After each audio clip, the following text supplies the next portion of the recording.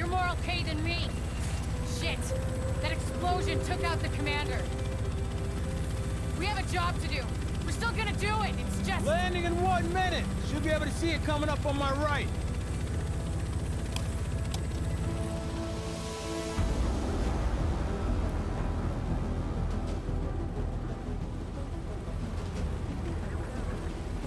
What's up everyone, Darcblade here with my video review of Tom Clancy's The Division. It was both developed and published by Ubisoft. It saw a worldwide release date of the 8th of March 2016 for PS4, Xbox One and PC. The Division has been in development for a while now, but can Ubisoft successfully combine the MMO, RPG and third-person shooter genres into something that's truly enjoyable with this new IP? Let's find out. As always, I want to avoid major spoilers with this review. The story behind The Division revolves around a pandemic that has struck New York City. Thanks to a mutated smallpox virus spread through dollar bills on Black Friday, the virus, dubbed the Green Poison or Dollar Flu, causes widespread chaos. Manhattan is placed under quarantine in order to try to get control of the pandemic. The US government decides to activate sleeper agents among the population who operate for the Strategic Homeland Division. This is where the term The Division comes from.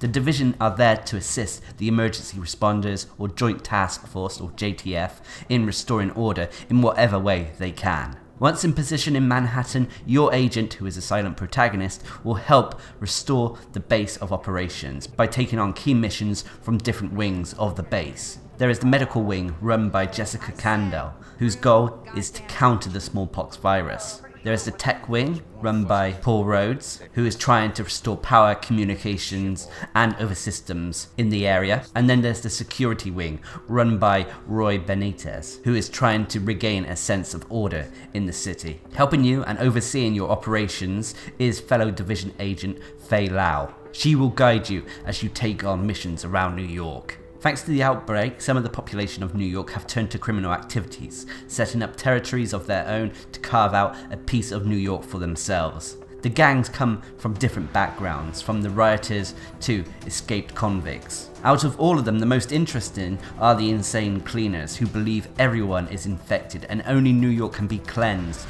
with fire. Which type of foe or faction you will face depends on where you take a mission on in New York. As the story progresses, you will start to build up your base of operations, as well as uncover the truth behind the pandemic. The backstory and concept of The Division is very good. Seeing how a city could be devastated by a pandemic is a haunting subject that is based in reality. This could potentially happen, and if a city or even a country is not ready or prepared, then it could spell disaster. However, The Division's story suffers thanks to the way it's told. You are given a lot of information in a short amount of time. This can lose you and disconnects you from the overall plot. Also, characters are introduced incredibly fast, so you have no idea who they are half the time.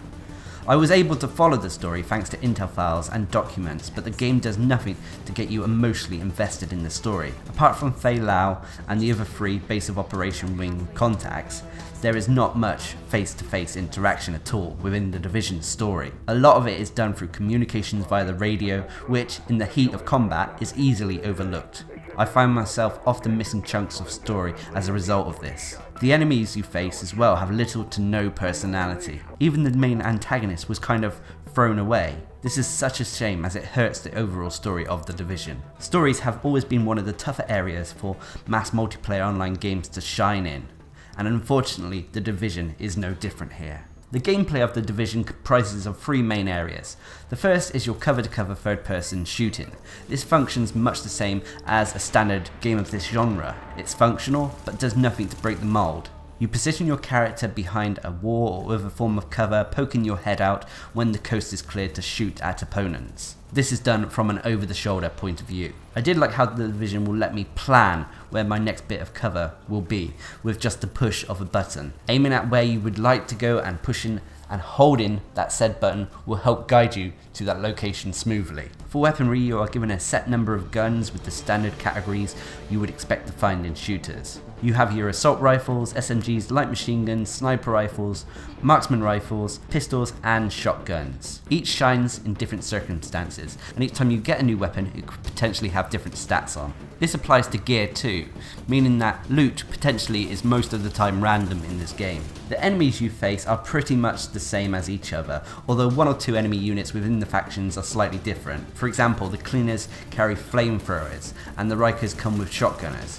However, come the end game, most opponent forces blur into one, as the AI behave the same no matter what faction you're facing. The difficulty of your foes are dictated by your level and the mission setting. Most are easy enough if you have patience or if you're in a group. Challenging difficulty setting, on the other hand, can be tough and needs a group who are either well geared, work well together, or have dedicated class roles to be successful. One major aspect of the gameplay regarding enemies that could put people off is the fact that they are bullet sponges. What I mean by bullet sponges, they take a lot of hits to bring down. It takes sometimes 2 clips to bring down a foe, depending on what weaponry you're using, of course. Bosses too will take a long time to kill. While this is what I expected from our RPG, I did not expect it in a game that is trying to use real world weapons and be based in our reality. The second area of gameplay would be the RPG mechanics or role playing mechanics. Stats, abilities, talents, levels, perks, all of these can affect the outcome of missions, especially at the end game. Every bit of gear your agent wears, from your knee pads to the weapons you wield, contain different stats and bonuses. While you don't need to worry too much about these while leveling up, come endgame, these play into your overall performance. You are able to use 2 abilities and 1 signature ability. You'll be picking these from the 3 talent trees available in the Division, which are the medical tree, tech tree, and security tree. Your talents and perks are also picked from these same talent trees. Medical represents the main healing and support tree. Tech could be considered the main DPS or explosive tree, and security is your frontline defensive and tank tree. Again, these are not too important if you're casually playing, but if you want to take on the endgame content with a team, it is advised to be diverse with your abilities. Like with other RPGs, the Division gives you your main missions and side missions to take on while you explore. These reward you with experience, items, and money. Most of the side quests have a little story behind them, but not enough to get me invested, and I found myself skipping a lot of them. I did come across some broken missions too, and as a result, I found myself having to restart them. Frustrating as it is, I'm sure Ubisoft will patch any major bugs like this in the future. Another aspect and a big draw of the Division would be its loot system. As I already mentioned, items, weapons and that can have random stats and bonuses on. And come the end game, you want to be farming for the best possible items. The Division gives us lots of opportunities to get these, either via crafting or by taking on the harder endgame modes like challenging missions or the Dark Zone. The third area would be exploration. The Division's version of Manhattan is big. It will take you a while to explore the streets and find every collectible and secret there is. Also, when compared to the beta, the streets are not as empty as they used to be. You will now encounter civilians in need, random enemies, or even events. Sometimes just wandering can lead you down paths you wouldn't normally go. You also have the Dark Zone. This is a dangerous zone and the main PvP area where the virus is still active. The Dark Zone is slap bang in the middle of Manhattan, and it's a dog-eat-dog area, as high-level enemies roam the area. Apart from the challenging difficulty missions, this is where the toughest foes reside. A lot of the high-end game will be spent here if you're brave enough. I say brave because in the Dark Zone, any Division agent can turn on one another. This can result in PvP encounters. However, these encounters come at the risk of the victor stealing loot, money, and more from the defeated agent. You are not completely free though to turn on your fellow agents, and if you do, you will be marked as rogue. This will mark you as a target for anyone else nearby and reward them for killing you. While this tense atmosphere of having someone go rogue is a highlight of the Division, in its current state there is little incentive for a player to go rogue. Most players I encountered in the Dark Zone were friendly and only interested in getting decent loot that can be found within the area. The Dark Zone also consists of a separate leveling system to your agent level. This is purely a restriction from stopping you from purchasing decent gear and crafting schematics right away. While I understand it, leveling in the Dark Zone felt like a grind. During your time in the Dark Zone, you will have a lot of opportunities to collect items and loot from enemies. However, you cannot freely leave with these items, as they are contaminated. As a result, these will have to be airlifted out of the Dark Zone at certain locations. This can lead to some tense moments, as this is the prime area for loot to be stolen. The Division is designed to be played with a group of players. I experienced almost every aspect of the game with both a group of friends and solo. Solo play is a lot tougher, especially for endgame activities. While leveling up, going solo is fine, it's doable, but the endgame content, once you reach the level cap, you will want to try to find a group of players to join up with. There is a matchmaking system, but to take on the high level dark zone areas or challenging missions, you will need players who know what they are doing. One aspect of the multiplayer is the microphone proximity, meaning that if you're close to a group of players, even if you're not in their party, you will be able to hear and communicate with them. This can help deter encounters in the dark zone. Alas, there is no real competitive PvP mode in the Division, discounting of course going rogue in the dark zone. The Division's presentation is a mixed bag. It's both hit and miss. While the graphical aspects have been dialed down since the E3 demo, it still looks good in places. Character models are okay for the most part, but I was expecting better, especially when it came to the character customization screen. I was disappointed with how little options there was when creating my character. New York looks great in parts. However, after spending hours walking its streets, it starts to blur into a bland city. The exception, of course, is the landmarks where normally missions take place. The weather effects deserve praise though. I love the winter look the Division has gone for, and seeing snow and fog helped my immersion a little. The fact that the streets are littered in places with Christmas decorations also helped set the mood, showing me what time of year the game was taking place in. The voice acting was fine for the most part. It's hard to comment too much as I fear the writing of the game led to characters being bland and uninteresting. I was also disappointed with the lack of noticeable soundtrack within the game. The only places I notice or recall hearing music were normally during boss fights or intense firefights while on missions. Overall, I don't hate or even dislike the Division. I just feel it's a little bland in places. The story had a good concept that I was on board with, but the way the story was delivered put me off. Some of the people I played with didn't even really know what was going on with the story. While I have always said that with MMORPG style games the story always suffers, in the Division it didn't even get me involved enough to care what was happening. The gameplay is where the game shines the most, not necessarily with its shooting mechanics, but with its RPG elements. It handles loot really well and gives players easy access to new items often. It gives you access to useful and team-based mechanics, which for me I loved. I enjoy when a game urges you to work as a team with different roles, and the Division did just that for the endgame content.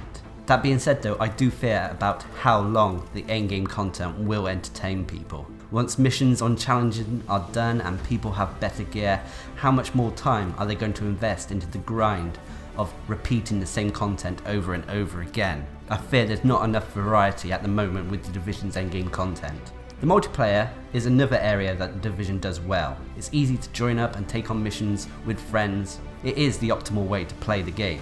That being said though, if you do prefer to play solo, or you don't have people to join up with, then the game's lifespan will suffer. And attempting the dark zone solo is normally a death wish. The presentation is okay. I can't scream and shout about it too much. I will say that the weather effects were awesome, but apart from that, a lot of what the Division has in the presentation department was just simply okay, average. I believe that you will enjoy the Division if you have a group of friends that you can play with.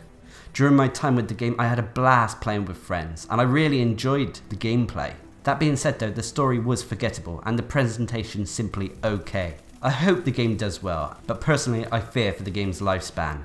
Ubisoft do have more DLC content planned for the upcoming months, so we'll see if that adds enough to keep agents playing. I really wanted to love this game. It was always a highlight of E3 seeing how the game was coming along, but I fear the hype was too high for what we got in the end. Anyway, I've been Darcblade, bringing you my video review of The Division. Hope you enjoyed the video. Thanks for watching. Subscribe and like for more.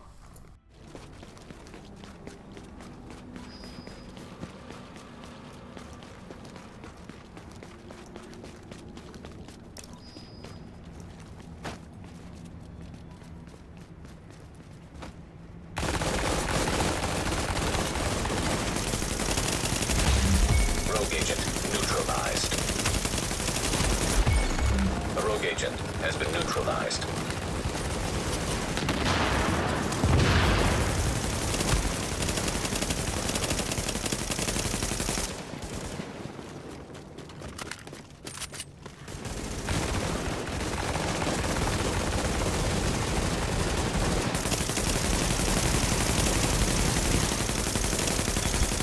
Rogue agent neutralized.